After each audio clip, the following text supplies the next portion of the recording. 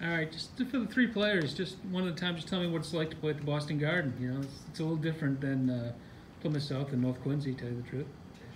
I think it's like a lot brighter, a lot bigger, and like you get more like excitement and like adrenaline when you're playing there. Am I not talking enough? Should I start over? No, go ahead. Okay, so I think like it's way more adrenaline rush and like a bigger court. There's more lines and it's just brighter. Mm-hmm. How about you in the middle?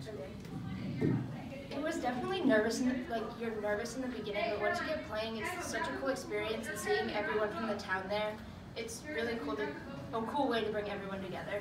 Mm-hmm. It was really just like eye-opening, like we've never played in something this big, and we're from such like, we think it's a big town, but it's really not, so it's kind of cool.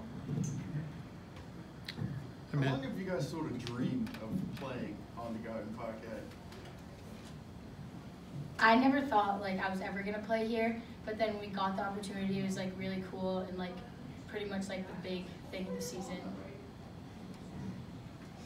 It was definitely something that we all were looking forward to all season, like selling the tickets to all your friends and your family. It's leading up to it, it was like, this is what we were looking forward to all season, and moving on to, like, this was it. Yeah, it's like something we've never even dreamed of because it just like doesn't seem like possible, but we're here, so it's exciting.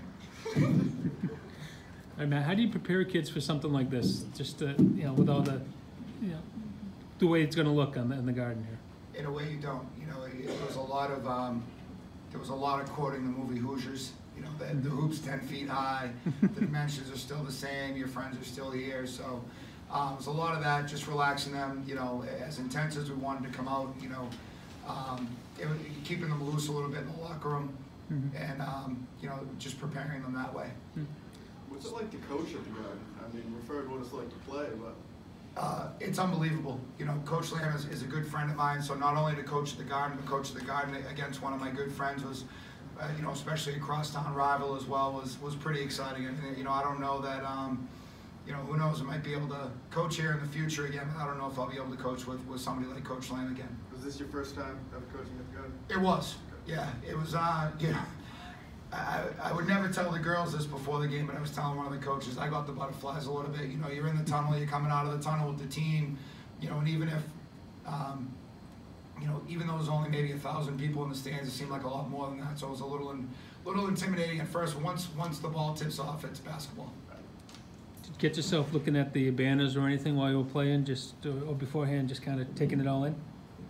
So I didn't really notice them at first. Then like when you look up, it's like way bigger and like you see all of them.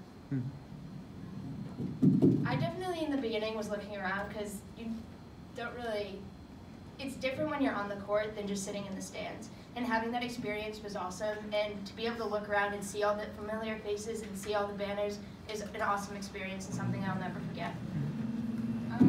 The Jumbotron was really cool. They zoomed in on your face when you were taking foul shots. That was pretty distracting. Did like that. So you want Coach Fryer to bring in a Jumbotron now for South? Yes. I'm good. Oh, good. Thank you Thank you very much for coming today.